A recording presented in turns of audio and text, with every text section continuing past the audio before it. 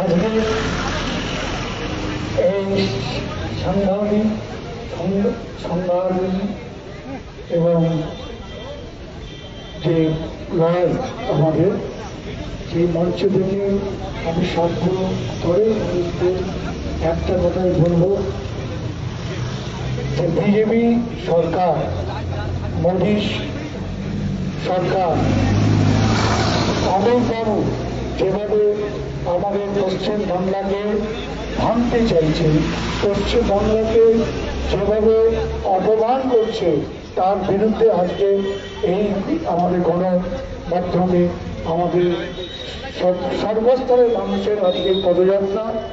সেই পদযাত্রায় থেকে আমরা আজকে পশ্চিমবাংলার প্রতিটি মানুষকে আমরা এটাই বলতে চাই যে আপনারা সবাই একত্র হয়ে বাংলাকে বাঁচাতে বিজেপিকে হাঁটায়। বিজেপি যেন আমাদের পশ্চিমবাংলায় পা না রাখতে পারে। বিজেপি আসলে আমাদের বাংলার অস্তিত্ব শেষ হয়ে যাবে, বাংলাকে বাঁচানো যাবে না।